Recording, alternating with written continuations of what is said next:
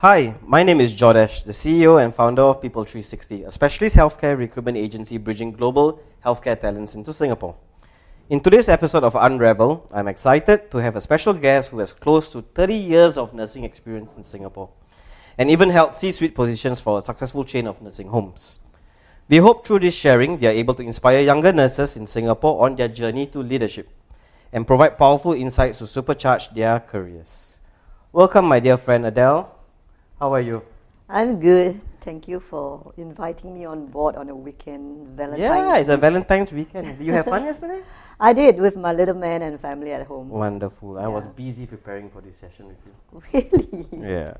Okay, come, let's dive in, right? So thank you, Adele. I think Adele has so much of experience, over 30 years in the industry, right? I think what we want to do today is to really unravel her story, so that we can inspire more nurses to one day become like a director of nursing in Singapore. So you had an incredible career journey from starting from a staff nurse when you first started, right, to leading a chain of nursing homes. So what inspired you to become a nurse in the first place? Right. So I think a lot of things were unplanned during school days. It's like, as any rat race in Singapore, it's always about grades, education system, how you score, and what your parents want instead of what you want, right?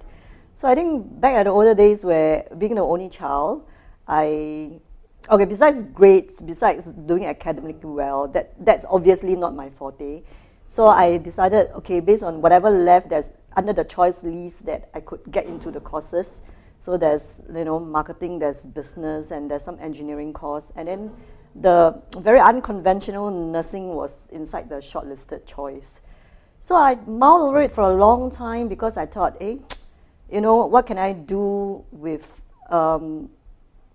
being very generalist as in business, marketing, what can I then specialize in after that? So nothing really interests me. So I thought about, maybe why not in healthcare? And in deeper thoughts about thinking, being the only child in a family, how can I then take care of my old folks at home? And eventually, after that, when I decided I'm going to get married and then being somebody's mom at home, how do I then have skill sets I can take care of kids at home and taking care of the spouse? So then that gives me some highlights on being a nurse, not only as of a profession, but it also then render me skills on a day-to-day social life, as in giving me life skills at a daily basis as a necessity to tend to kids, tend to my old folks, and tend to anybody's there at home. So I decided, then there's some practicality in deciding my choice of career. Wonderful. Yeah. So it's interesting. So that means it's something that you wanted to do because you always cared for family, or you saw your role being a caregiver.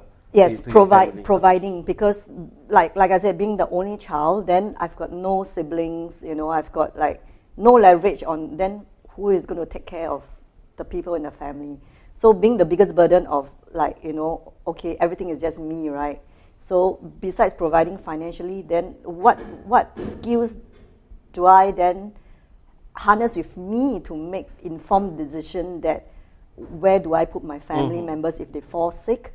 And then, what are the interventions if something happens to them medically? So this then gives me a bigger insight to a broader healthcare system in making choices. Yeah. Was it difficult to enter a nursing course 30 years ago? It was not too bad. I mean, it wasn't the cream of crop in terms of single digit evaluation back then. So I Correct, think, like MESCOM. yeah, it's not like your Maxon, or law school, right? So I think it's quite the generic population but I think the decision to get into nursing is not by far-fetched of whether you can get into the course, more like whether you have the calling and passion to do it. Correct. Right, by pursuing it. Okay. And in these 30 years that you have been in this healthcare profession, your experience spanned, you started off working in a government hospital. You then moved on to work in a private healthcare hospital or a private hospital, and then you went into the community care sector, right? Like, what made you transit from working in government to private and then now to community care? Okay, so like going back from nursing school, which I was on a scholarship, so there's this bursary bond that I was being sponsored by the hospital. So in all nursing school, we all start off with getting our footprint to have our training from restructured hospitals. So that's the first training ground. So like you rightly put it, it's like I've done the PPP, the public sector, and then the private sector, and then so I've decided at that mid-career crisis where I decided, when you have done all surrounding, then what would you like to do as of your last lap? So which is going to the people sector, right? The public, private, and people. So I think the whole trajectory of the healthcare ecosystem, to set footing into the public, give you insights, give you a broader perspective of what is the government healthcare system alike. And then I've spent a good 15 years over there, first from the first hospital and then to the next one. So I've done 2 big public hospitals. So I moved on to private. A very short stint in private, and after that, along the way, I was being, headhunted to join the private sector. And interestingly, the first private sector was a nursing home, right? So, and I kind of like, with all training and all exposure in the hospital, I kind of like that comm care, and the people sector, which is the elder care, you call it ILTC, in the healthcare terms. So if you ask me among all the PPP, what I like best is really the comm care, the elder care sector. It's enriching, it's meaningful, and every day when you come to work, it doesn't feel like work. It's more like the space where you're also growing with the folks. It's like as part of the amount of years that I spent in building up nursing homes, a lot of people ask, why are you like so young, but you decided to choose a journey in a step down care, right? So I said, when you're at 20s, you decided you want to chiong for the hospitals. When you're at 30s, you decided you want to see the world, but when you're 40s, you want to build the next nursing home for yourself. So, so you get what I mean? So it's like, okay, for the current, elder care sector, there's a lot to be done, and there's a lot we can improve and enhance into, healthy aging. Okay, I think it's interesting, right? Because as we get older, we relate more to that demographic, and we want to do more for the demographic. That's right. Yeah. Because it's a matter of time we're going to be. No, exactly. It's like, right? So the older days when you visit the older era of the nursing homes, right, or rather some call it old folks home, is actually quite. It's actually quite demoralizing, where the folks are strapped to the beds and they don't really have a lot of activities back then. So then there's a reflection of, you ask yourself, when you grow old, you want to be like this. So I'm sure at our generation, it's just like how Singapore has evolved and how nursing profession has evolved. It's like everybody is now into social media space. It's into tech. It's into innovation. By the time we reach our time to check into an elder care sector, it's like we don't want to be drawing art and craft, doing artwork, or like doing karaoke or singing. We'll probably be doing something more funky like what we are doing now, right? Correct. Yeah, I think everyone is going to be on TikTok in the nursing home. Exactly. Right? So it's like you probably then I'm sure the home has to be like all Wi-Fi enabled. Then you have got all your PlayStation 5. For you to be Correct. gaming, so so it's really a paradigm shift, like, if you ask me. Yeah. Okay. So I want to be at the nursing home that you are working. I subscribe, because I'm gonna get Wi-Fi. I'm gonna get a PlayStation, right? Yeah. Okay. So let's go through some hot topics, some macro topics that is happening in Singapore right now. Like, we know we are going through an aging population. There is a new nursing home being built every year, right, in all our estates, right? So there's been a lot of talk that Singapore needs 24,000 more healthcare professionals by 2030. With this high demand of nurses, like, what do you feel is the biggest challenge in recruiting and retaining nurses today? I think that is that big topic about recruiting and retaining. It is a national-wide problem. I think it's island-wide. It's retention, recruitment, com and ban is always the biggest topic, right? I think the biggest crux of the problem is it's very difficult to retain local nurses, right? It's like a lot of time okay. I think there are bigger problems to all these other problems that were being just discussed. Is, like, we are getting a lot of foreigners, getting a lot of nurses from overseas, and then local nurses being very competitive. Every 1-2 years they will change job, and it's something is not going to stop, and then we have to ask ourselves, then what are the bigger problems, right? So it is really whether all these nurses, I would say, are they being paid, rewarded, or whether the compensation, is it the right package, as compared to how these nurses, they are with us, where we groom them, we train them, we invested in them, and then a few years later they migrate. And then and when they migrate, it's like the whole family goes overseas as expatriates, right? Correct.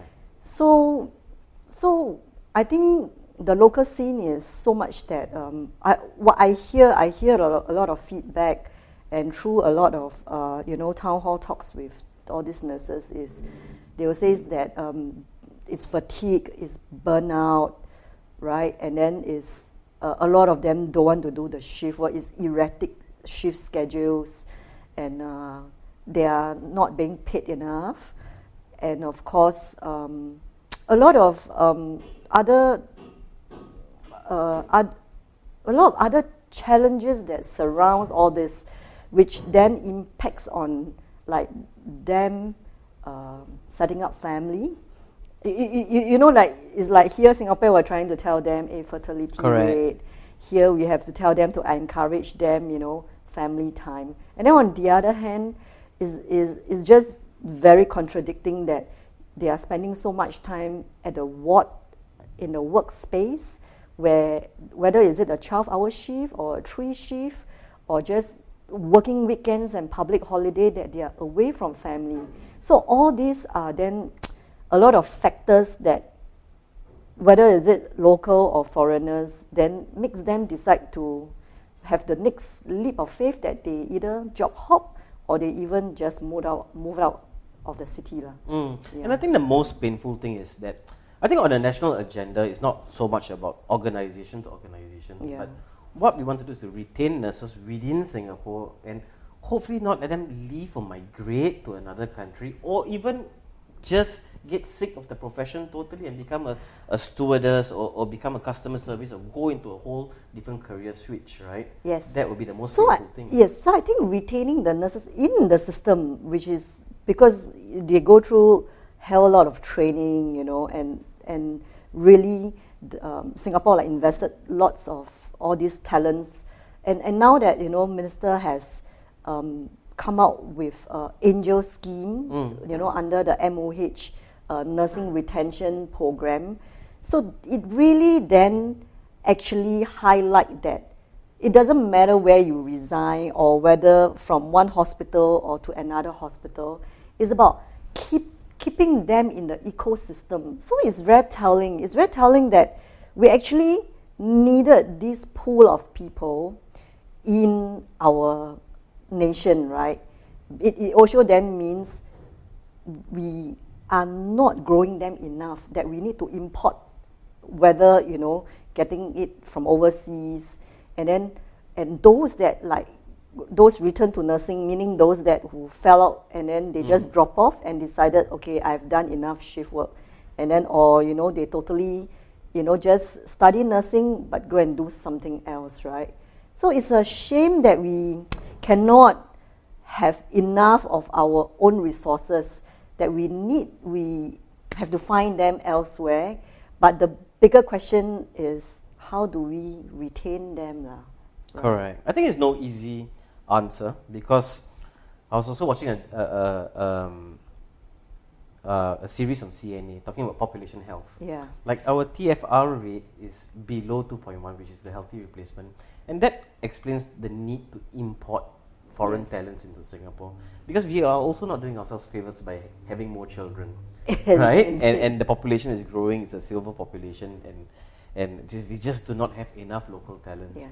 Yeah. Talking about the Angel Scheme, I think at the end of the day, it's a nice badge on the Scouts cap, right? But is it enough? That is the big question. Because if you take 100,000, you divide by 20 years, every month, correct my math, but it's about 300 to 500. Is it really enough to keep someone, right? But I think at the end, it's a good appreciation. Yes. But there's so much more other factors that is involved apart from just retaining them through money. Yes. Right? Yeah. So with productivity in Singapore being the paramount topic, like everybody wants to improve productivity and efficiency. The same thing, and I think again, IT transformation has been going through sector to sector, and the healthcare sector is also going through a IT transformation, right? Do you think that AI can replace nurses in Singapore? I think AI is a big top shop now in all conversations. It's like, it's the next big thing to do. And obviously, I think it's a sexy word, AI, It will, my opinion is, it cannot replace the nurses, because you still need that gentle touch. I mean, in the nursing profession, or rather in any healthcare profession, it's that soft skills that cannot be replaced, right? Like that soft touch and says, hey, how are you doing? How are you feeling? And of course, the interaction with family members then gives comfort, whether is it a burnout caregiver, or whether is there a crisis at home that, there's a lack of training. But AI in certain element that I think it is beneficial, that it takes away some of the laborious tasks, or even, can replace what the current healthcare workers are doing. And then it does give them more time and more valuable care that I think we can render it to our patients and their loved ones. So it's a lot of talk, and all of us are doing all this AI currently, even in my current place and sector. It is also, actually, it also gives a lot of training. It gives a lot of training. I send my nurses for AI to teach them how to speak, how to have different tones, how to interact with difficult customers. Mm-hmm. And it's many multi-prongs. So it depends on what are the needs, and what more importantly is, what is the organization comfortable at. Because in the medical legal space, the AI cannot replace the medical decision making. Yeah. So I would say, being healthcare professionals, you still need to be critically sound, to have the judgment to do what is right. Yeah. So you would say then AI will help the nurse to do her job better, but it cannot replace the presence of the nurse. Yes. Right? Yeah. I think it's almost true for every industry. Yes. Right? And I think that's when professions now need to embrace AI rather than try to fight it, right? And use it as part of your your toolbox for you to execute your job. Yes. And for those who do not embrace AI and technology and say, hey, no, I'm not a tech person, right? Then you're going to fall behind, because a lot of people are going to get move faster, be more efficient in their work if they start using technologies to help support them. Yes. Yeah. We mentioned a lot about burnout, right? Like, is burnout real in the healthcare industry? Like, how often do nurses come to you as a nursing leader, like, hey, Adele, I'm feeling tired, like, I'm having a burnout. So how often does this happen, and how do you deal with it? Like, what kind of advice can you give nurses who are facing burnout? I think in my over 30 years of healthcare exposure, I think it's not just nurses feeling burnout. It's like, the whole spectrum of healthcare professional. Even I feel burnout. Yeah. So even caregivers feel burnout. It's like, it's the whole healthcare space, So burnout has many definitions. So it's either you're burnout physically with the work, or you're burnout mentally with the stress of supervisors, peers, and then or even with yourself trying to do better. It's like you wanted to excel in every aspect of your work. So then you become very perfectionist. Everything you want to do it well. So then it becomes very overbearing, that you do not want to delegate, or you just hold fort to everything, and then you don't trust people, or there's no team player in that dynamics, because then you take it upon yourself to do everything. So like I said, there's many definitions of burnout. So yeah, I do hear all this burnout like in almost every aspect of healthcare. Yeah, so that's exactly why in my workspace, or rather in every place that I go, I always emphasize on mental health, mental wellness, right? So I think self-care, self-love is important, because before you can take care of others, you have to take care of yourself. Correct. And as you said, right, like I think even with social media, with expectations from media of what you should be, what you should become, how to be a millionaire by 30, how to own a Porsche by 30, like how do you define success? These are media's portrayal of what success is supposed to be, and then we take pace with it, and then we start having this false expectation of what life is supposed to be, and then we get burnout. So it's very self-inflicted, this burnout, right? But where else, like, people do not see that there's a whole ecosystem there supporting them, and actually if they reach out, right, then everyone can share the load. Yes. Yeah. One of the most interesting things, I think, like for you being in the industry for like 30 years, you were around during SARS. Did you start? Yes. Yeah. So you had two pandemics, SARS in 2004. Yes. And most recent COVID-19. Yeah. Like, really tell me, like, what happened? I mean, like, how did you navigate? What were the challenges? And what were the greatest lessons that you learned for yourself throughout these two pandemics?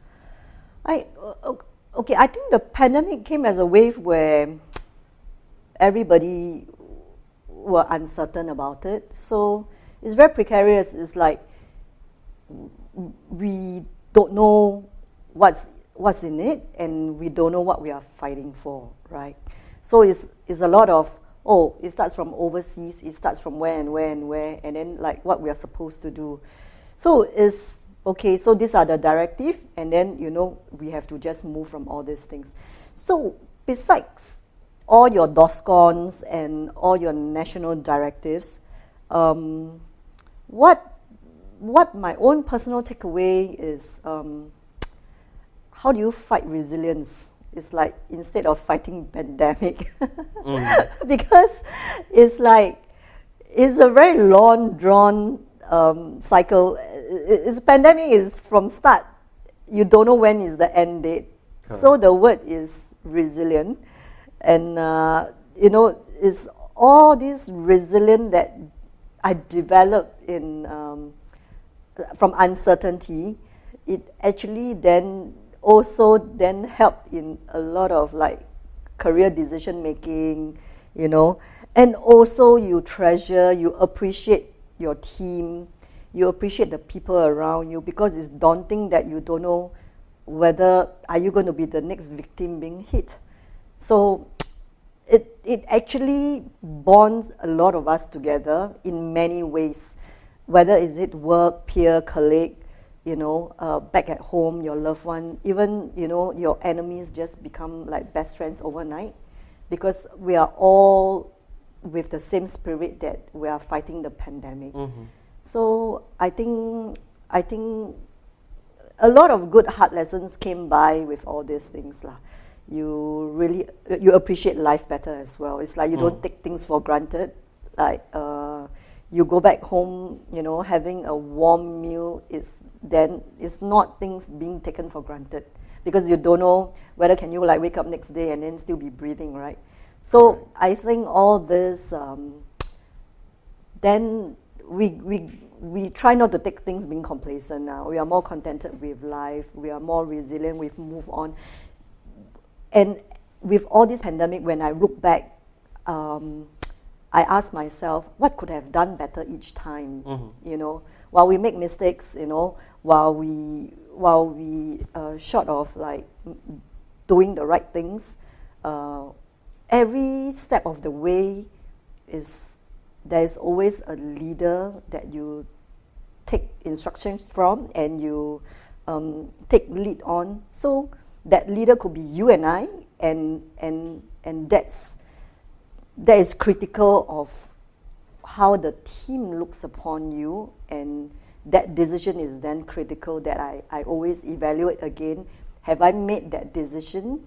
And if, like, you know, 1 year later, if I got to make the same decision again, would it make a different decision? So these are the things that I evaluate if I could have made things better, or we can improve it along the way based against what we have done the last time.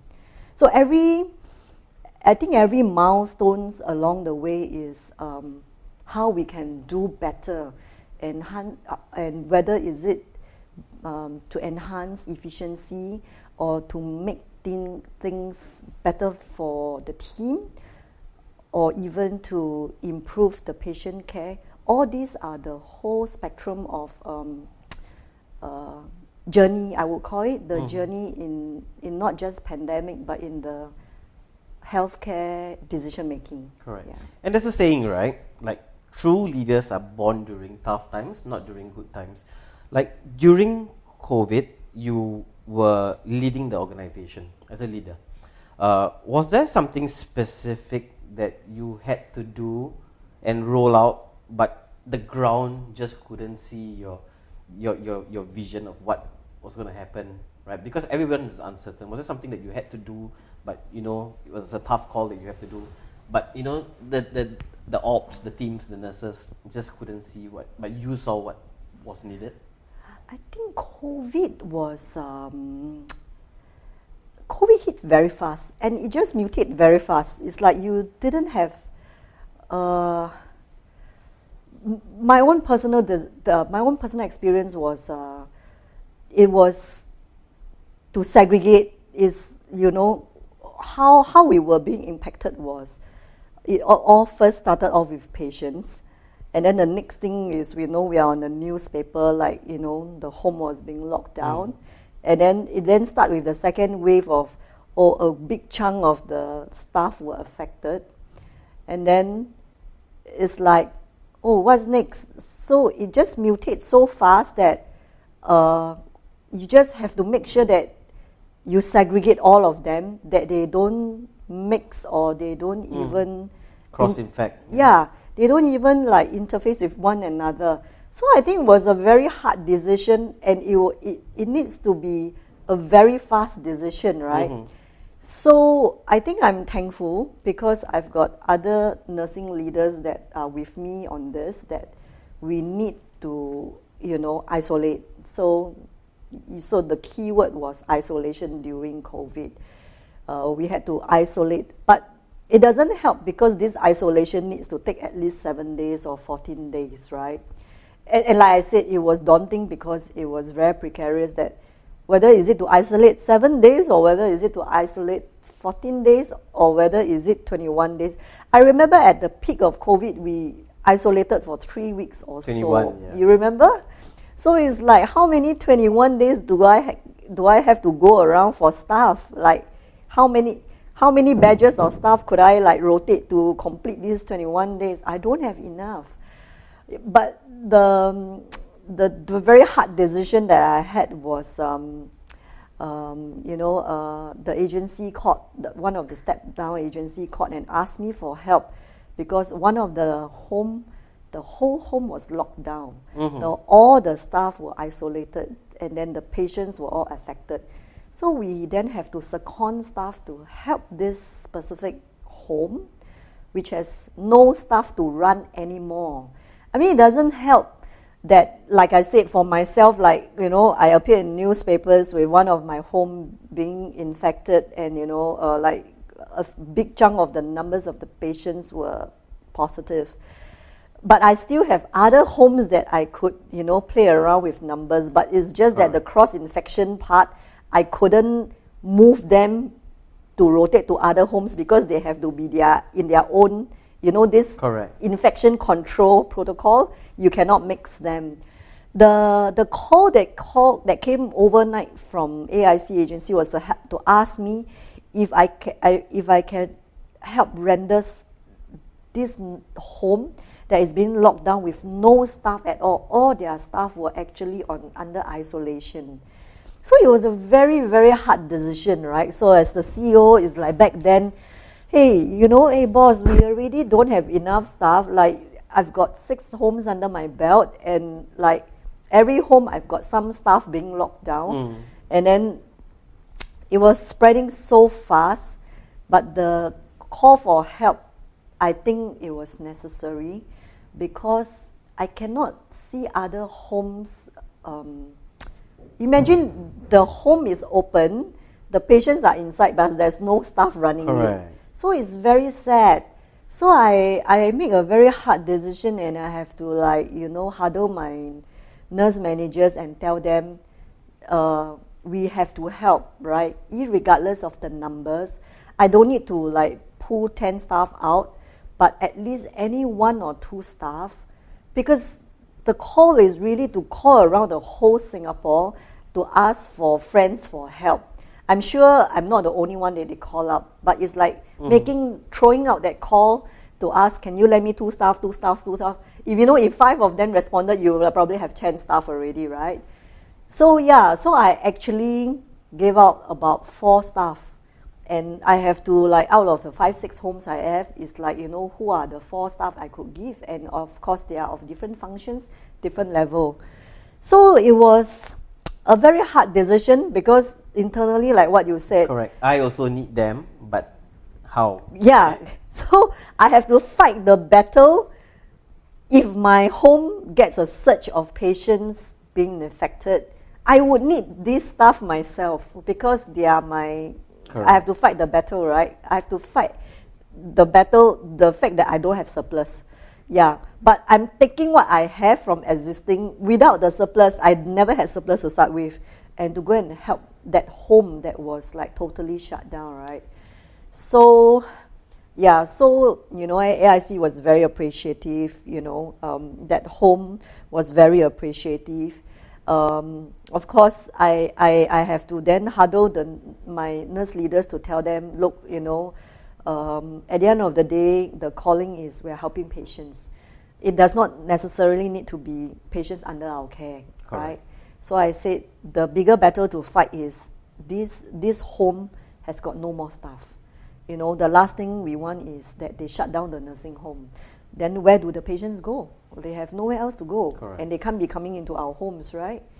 So they understood. We are all of the same mindset that we are to help lah. So what happened to that 4 staff that I seconded out? So it was good. It was a good 1 to 2 months, and and I video call them every day. Because I couldn't visit them, I couldn't see them. So as a CEO, it's like, I check in with my AIC colleagues and Are you infected? If you're infected, don't come back.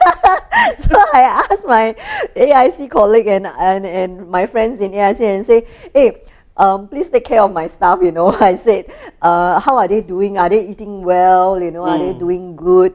So they say, yeah, don't worry. I say, okay. I say, I can I video call them? I said, yeah. So, we're going on a huddle, on a video call, like, a few times a week. I just to check in, how are they doing? I mean, like I said, this is beyond monetary. I mean, it's like, of course, we give them a hardship allowance that we deploy them out. But it's more of they are being deployed into somewhere that they are unfamiliar. They are fighting the battle along with other nursing home colleagues. It's like with other staff, which is, that becomes a very nationwide camaraderie, right? I will call it like, imagine it's like we are all strangers, but we are in this battle at the forefront. A common goal, right? Yeah, and we are fighting this together alongside to take care of patients that are not ours. Did they get the COVID-19 medals? I think the organization did that. So I think at the end of the day, COVID was very interesting, right? Like you mentioned many times, like we are all in this together, and I think for us to get out of it, it took togetherness for the whole society, the whole Singapore to come together to get out. Because one organization that is out of it and 99 of them are still in it, it doesn't help. It's a matter of time, it comes back, cycling back into the home. Yeah. Right? So, during COVID, I think what made it worse was that it was like a filter system. Like, nurses who were not passionate about nursing also left the profession because it was tough. In fact, it was very, very tough.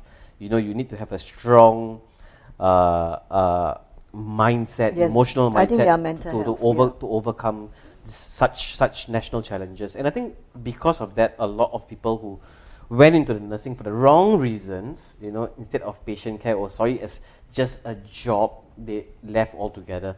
So I think with this, we also talked about activating cross organizations, and like in this week, the recent article that came out about the healthcare reserve pool, right? So you were not the only organization. I think we were also speaking to a few nursing homes, right? And they were also sharing with this that they wanted to have a reserve pool, and they asked for volunteers from each nursing home to create this reserve pool to go around to other nursing homes.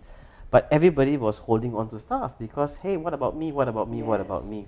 And I think what is good about this healthcare reserve force is that now that there is, in any crisis, there's a reserve pool to come and activate, like the army, right? Yes. Like the army. I the think this DART is team. Yeah, like a DART team. They come in, and then you come in. Of course, you pay them additional allowances because it's going above and beyond the scope. Correct. Right? So I think it's an excellent move by the healthcare system, right? I think probably it has to be done at the public sector. The private sector should have a reserve pool. The nursing home community should have a reserve pool under AIC and whatnot. Yeah. Okay. If I am a young nurse and I want to be a director of nursing someday, I want to be like you, Adele, right? I just started my career straight off from poly, right? Like, what advice would you give younger nurses who want to climb up that career ladder? I think it's the mindset. It should be a forever learning attitude. It's not just about the role, the scope, or even the title. It's like I always humbly says that I'm always servant leadership, because you just make sure that you build the team. And as a young nurse, the continuous learning journey give you a lot of insight of what you pick up in many areas of the exposure in your career. and that then gives you a better judgment of whether is climbing out, being the chief nurse or the director of nursing really what you want. There's many aspects, there's nowadays there's like you have management track, and then you have the APN, and then you have the nurse educator. So that's many multi-prongs in the whole nursing profession.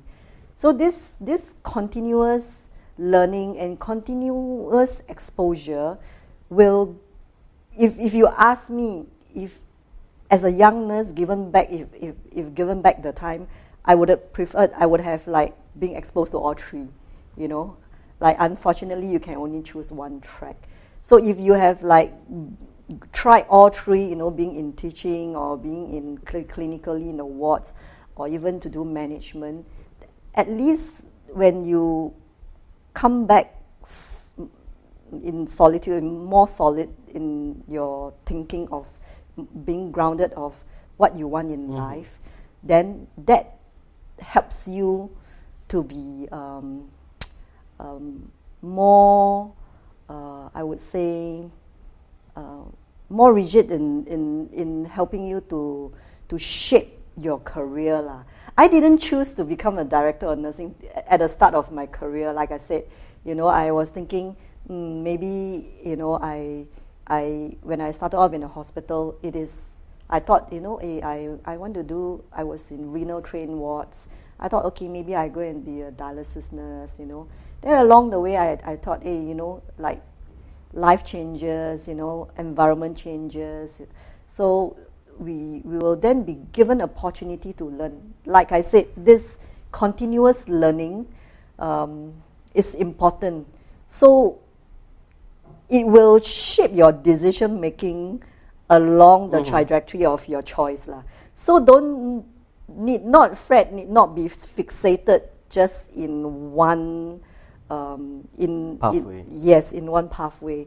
Like we all have been speaking about it during that an hour discussion, is doesn't matter what you choose, go with your heart, serve with passion. We want the nurses in the nurses ecosystem. So just serve with passion and you will just do good. Yeah. But with continuous learning, then comes to that academic part. Like, does it matter? Like, can I rise to the top even if I choose not? Like, again, I want to learn the soft skills. I want to learn OJT. But does education matter? Like, do I need to have a master's degree or do I need to have a PhD in nursing for me to be considered for a top position? Yeah. Do you think it's crucial? I think it's necessary. It's necessary for skill set. Okay, because many things, like when you study nursing, your nursing school do not teach business. When you are in your pharmaco and your, all your healthcare broader topics, they do not teach you how to do finance, how to read your balance sheet, right? So to do a master's, whether is it in management or whether is it in nursing, it will value add because it gives you that networking as well with other industries to help give you better opportunities and also better knowledge of what you're going to excel in your next scope lah, in terms of hierarchy. So that masters, I would think it is essential. Yeah, correct. I think as for you, it's such an interesting. You are such an interesting character, right? Like, you didn't go that conventional pathway.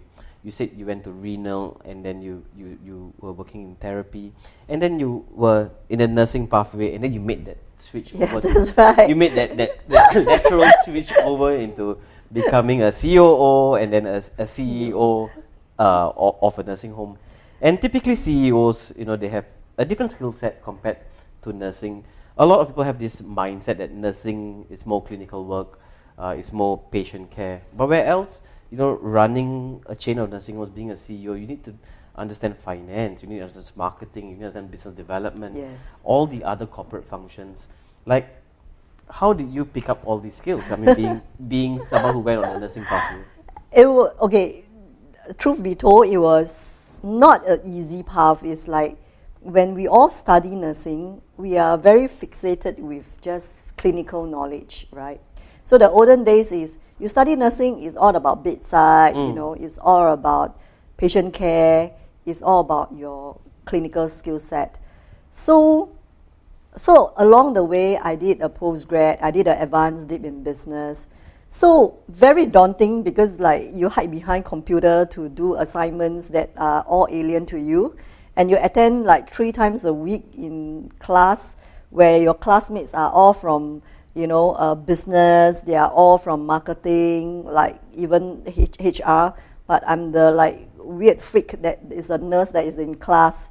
So when there's like class assignments or even class discussions, like I couldn't even value add because I've got nothing to share. It's like I can only share how do you clean backside correctly. How do you Who needs a Panadol? yeah, like okay, this is how you clean from left to right, and how do you feed correctly? How do you ensure that the patient doesn't choke? But like so what do you discuss? It's like nothing. So like I said, so we are back to that. Is masters important? I think education is important, right? So yeah, so when I did this postgrad, like when I did this advanced deep in business, it was a struggle. It was a total struggle. Many times I tried to bail out. It was a 1.5 years course. Then, but fortunately I completed, graduated, and then I decided, oh, do I still want to go and do another business? So I decided, okay, after my degree in nursing, then what's next? Then I don't want to be sitting on a round table just talking about how to clean backside all the time, right? So I then decided that I do an MBA, and I made a lot of friends. Like I said, the social networking is you see a lot of people, and they all comes with very vast and rich experience. Correct. Yeah. So, and this then gave me an outlet that I don't just speak the healthcare lingo. So when I when I move out from nursing, when I was doing management, I was doing, when I was in the private hospital, I was doing a lot of BD, right? There's a lot of BD, there's a lot of business strategy, I run a SBU, a strategic business unit. So the accountability is very much P&L. So with the numbers crunching, with the BD part of it, there is a lot of strategic thinking process. And so how does a normal common nurse have all this knowledge and to have the capability to, to even handle all these things? So thankful, yes, given the exposure, given the opportunity. So it is also a school of hard knocks because what you learn from textbook, what is different from application. So it's like you just learn when you're on the job. Yeah. Correct. And then how I became like, CEO running the whole suite, whole chain of nursing home. Not just nursing home, in fact. I mean, I was running subsidiaries of even a fleet of ambulance, central kitchen, and a supply chain of medical supplies. So this gives me the continuous learning, even as a CE. I would think that at a job, I am also learning from my staff, from my other colleagues. So it is not easy for a clinical person, a nurse, to run it as a company lah. But the value add of being at a C-suite level as a management with clinical skills and as a nursing, as a background, it gives me a very holistic, wearing all this double hat of quality, patient care versus profit and loss. So I then become mindful to each business Units, so right? I wanted to use this word. So initially, I started being very schizophrenic. I was a bit bipolar because when I wear the hat of nursing, I like, hey, okay, it's quality first, I cannot cut corners. But when I wear the hat of the CEO, it's like, hey, every dollars and cents count, It's like when I spend $1, I must earn $5, So, but on the same count, but I cannot cut corners. Like, I make sure that my patients truly deserve what they receive, right? So yeah, so the initial days of being the CE, at that management role, being the when you're at the top, it's always lonely, and when you're being schizophrenic and bipolar, it's like it doesn't help. So, as I said, you learn. Even I am learning. So yes, but here I am today. I survived lah. It never gets lonely, right? You got 3 or 4 Adeles in your head. Yeah, I totally agree with you. I think as a business owner myself, it gets very lonely at the top. Certain decisions, you see it very strategic. You see it more than what a common man can see. And I think that's vision and mission. And I also think that at the end of the day, it's also about mentorship. Same thing, you are not alone. If you feel that you're alone, then even as CEOs, you're going to get burnt out.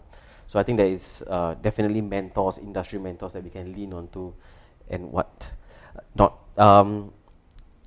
Very interesting. So we talk about junior nurses. I get a lot of this from nursing managers, from add-ons, or from senior nursing managers. They tell me, hey Joresh, I'm a young nursing leader. However, my director of nursing has been holding the post for 10 to 15 years and she doesn't want to let go of her power, and she's always oppressing us down, right? I'm sure we have seen many of these situations where they hold on to the title for too long and then there's no succession planning for that role. What kind of advice would you tell NM who knows that, hey, I want that position, or I'm capable of that position but I'm being oppressed? I think these scenarios seems to be the older generation or the older era of nursing profession. For those who are young, hungry, competitive, they strive very hard to move. I will tell them, don't give up, right? I mean, if this is what they want to pursue, but they just ought to be a bit more patient. There's many ways and there's many routes to move along. They not necessarily they need to be in the same organization. There's many things to explore, and of course, all being said is we still want to encourage to keep them in that profession, in that space. So they should not look outside to say, I want to quit nursing just because I want to be a director somewhere, right? But continue to, look out, and I think at some point in the organization, I believe that every change in a renewal of blood is always healthy, be it whether is it the highest one on top, or whether is it the director of nursing. But the renewal of blood is when they decided it's due time, and it's due for change, and then it creates stability for the organization. So for those younger ones, slightly more impatient, if they cannot hold out, I think there are other organizations that are always opening. Like I said, whether is it in the people sector, public sector, or Comcare sector, there are always a lot of opportunities lah. So, don't give up. So continue to pursue what they believe they want to do, but at the same time, keep their moral value. Keep the moral value intact, that you serve, and then you continue to do good, and of course you bring value to the organization. Mm. Yeah. So patience is a virtue. Yeah. Patience and your patience. Correct. So I think also it's two ways, right? Employment is a relationship. I think at the end of the day, the nurse also cannot expect that their leaders know that they want to take up that position or whether Yes. they're hungry. I think there needs to be constant feedback, whether is it a monthly feedback or a yearly or a quarterly feedback, or where you are at.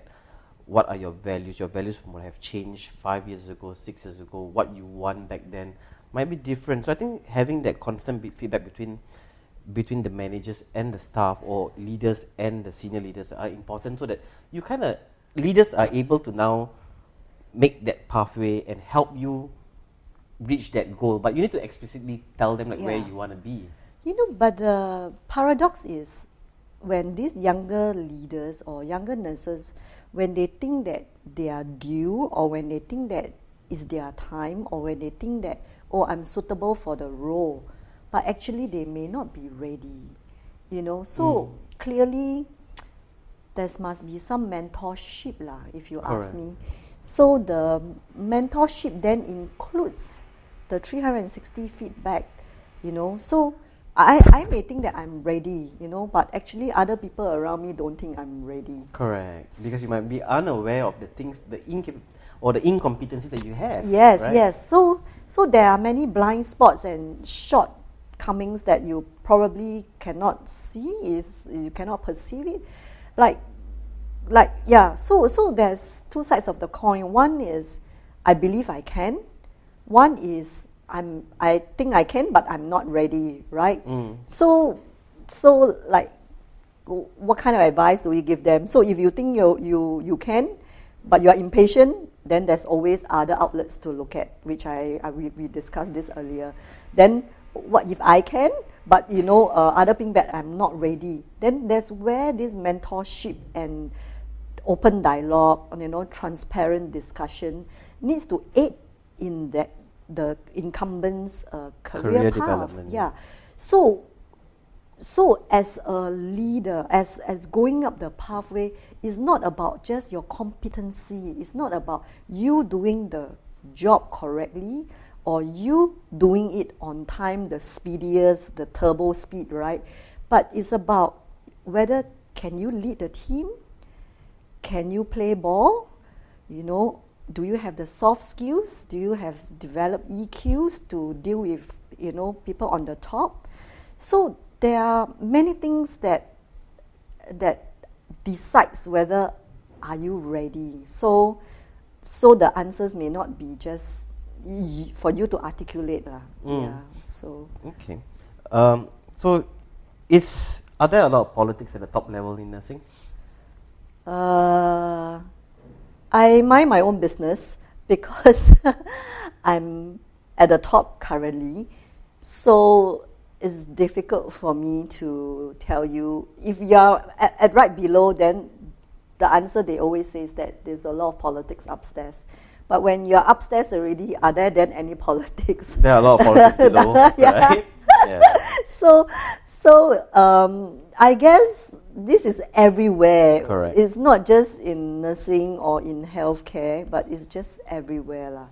So I try to make the work environment. I adopt that culture where you don't compete with each other. So I always tell my team that we spend 5 days a week at work. We only spend 2 days at home. So this is actually our home, our second home, right? The fact that we see each other more than we see our partner is like 5 days in a week. So just make this a better place. No politics, no toxic, we should not have all this competition, right? So that we just do good, just make sure that we value add and then we serve. So I think the current place that I'm in now is so much better because I reduce the noises, you don't entertain all these toxics.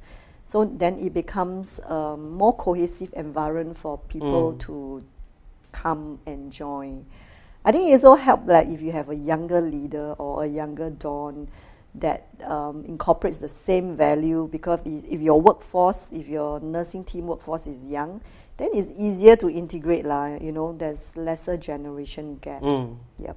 Correct. And I think it also comes with your own maturity and your own perspective and views of what work is supposed to be, right? Yeah. Like again, in the younger days, maybe you might be furious, maybe be angry, but now we are much more chill and zen. Because you've been there, you have done that, you have seen it. You know, so now my workspace is fun. So I always tell them I want to see one fun initiative at work every month. So I tell them every month you have to give me one fun initiative that you adopt at your work. That means in your wards, and then we will present it as a team, and then it's a fun space. So we will then make sure that everywhere in the whole environment, the whole organization, it is fun through working lah. Yeah. So yeah, they enjoy it. So I think nowadays, like, you know, the workforce of nurses are becoming younger and younger. Correct. So, and they are very savvy, internet savvy, you know, social media savvy. So they are unlike us, you know. We started off with IRC, Friendster, you know. ICQ, is it? Yeah, that's right. So now they have everything, TikTok, Instagram, you know, Facebook. So it's like, now they don't even communicate on WhatsApp. They ask me, what's your tally? So it's like, yeah, so I'm learning. So it's likewise, seems like I'm picking up learning all these things so that I can cruise around with the younger folks, and of course the more hippie workforce, and of course with my kids lah, you know. Your kids are also at the era where that is a different gen altogether, right? Correct. So you need to be piped in so that you are speaking their world language. Correct. I had a chat with my niece that day. Yeah. I was like, do you have Facebook? She said, no. I said, Gopa, don't be a boomer. I'm like, what? Yeah. So now you know we are growing old. So what, apart from nurses having a good skill set in clinical work, what would you think are maybe the top 3 other skills that every nurse should have in this era of healthcare? Like, what are the 3 other skills that you would expect a nurse to have, or they should have? Clinical, is it? Besides clinical. Soft skills. Soft skills very important. Soft skills, critical thinking. What about, or what specific soft skills you think is important? Soft skills like how do they talk, choice of words, body language. It's like so many times that I think they are, like you said, you know, they are dead beat and fatigued at work, that sometimes that they lost it, that they don't know what kind of body language that they are protruding.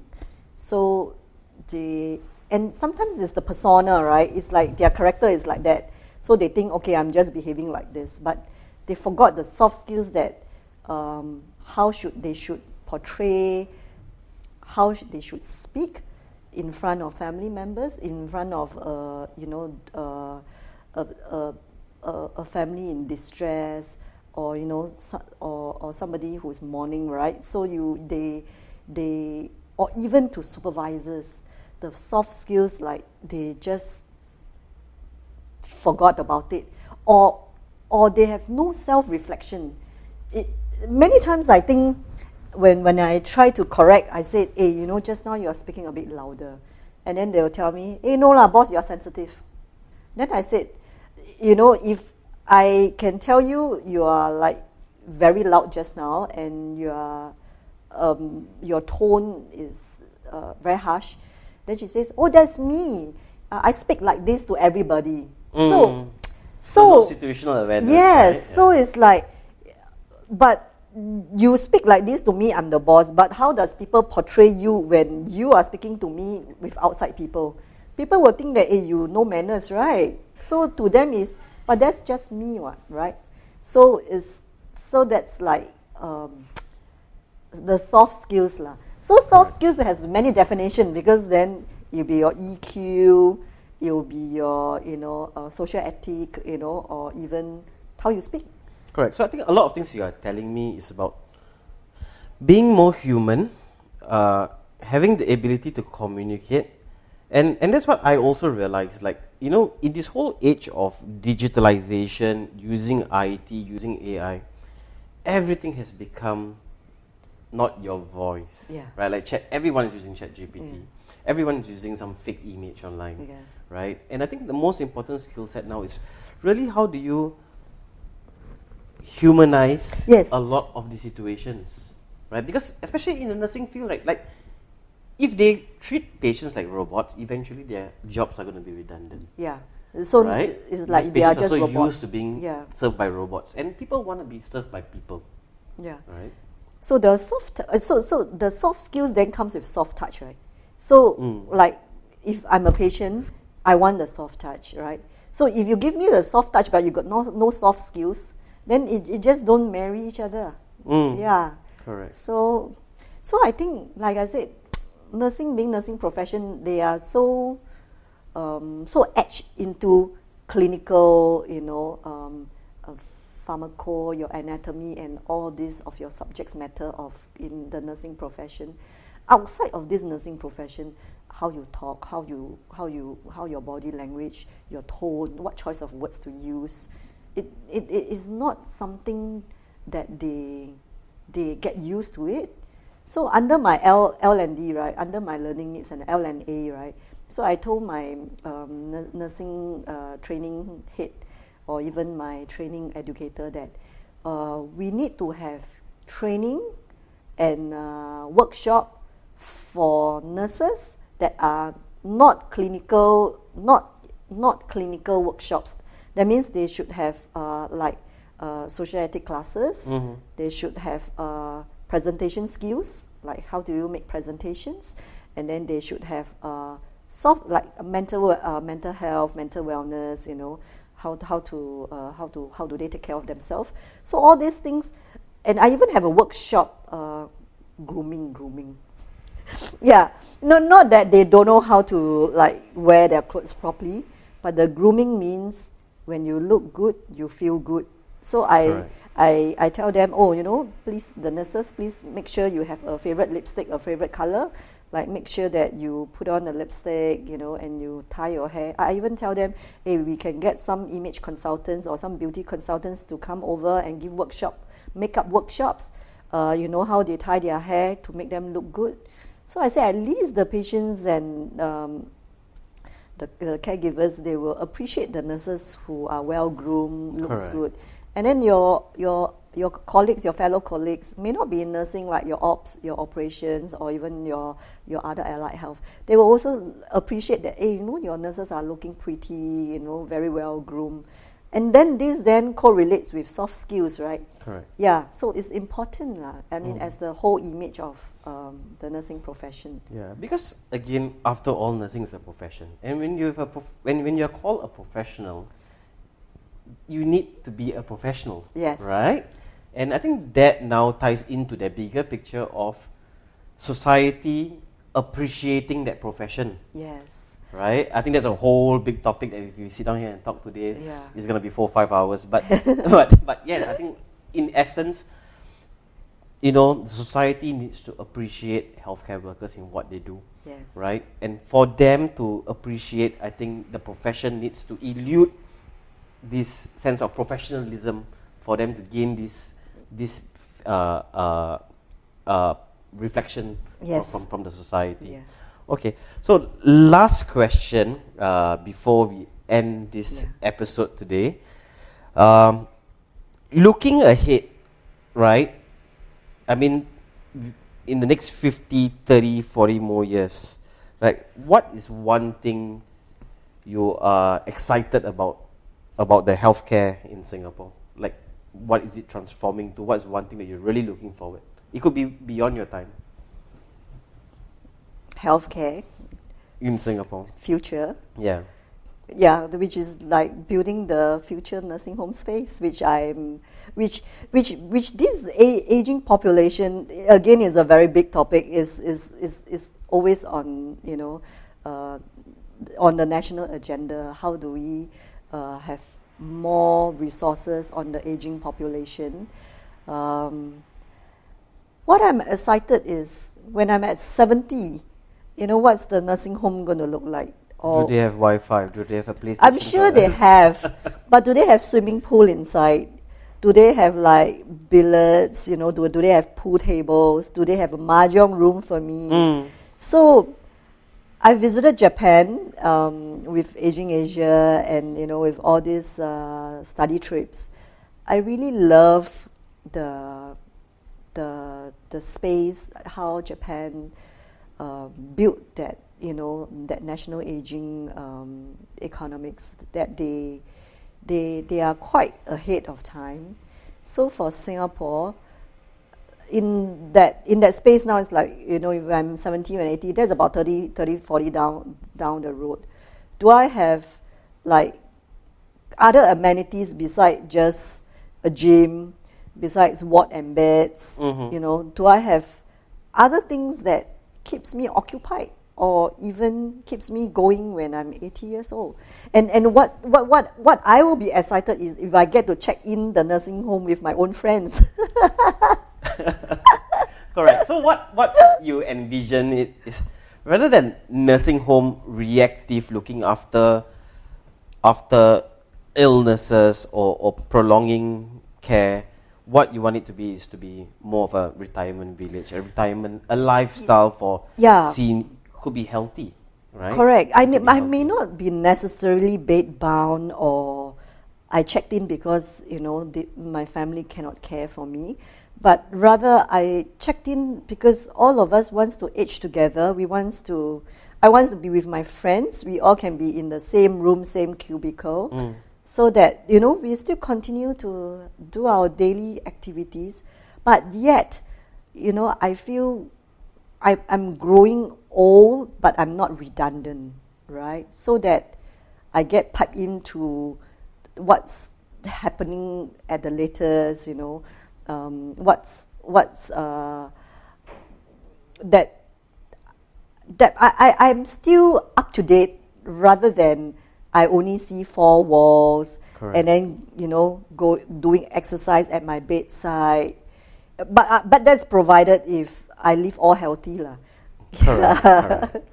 Okay. Yeah, because some people just do not want to slow down, right? But hey, even in my senior years, I want to maintain a healthy pace, right? I am capable. Yeah, it was such a good and great session today with you, Adele. I think you really filled the cup of the audiences. I think you filled the cup and inspired me myself, right, as a business leader. I'm sure your advices, your insights, and your sharing would inspire many of our listeners here today.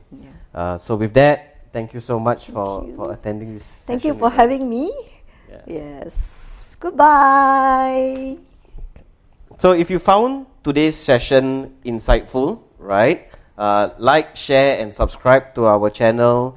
We are going to continue inviting prominent guests like Adele to share their insights about the industry, and together we can empower healthcare in Singapore.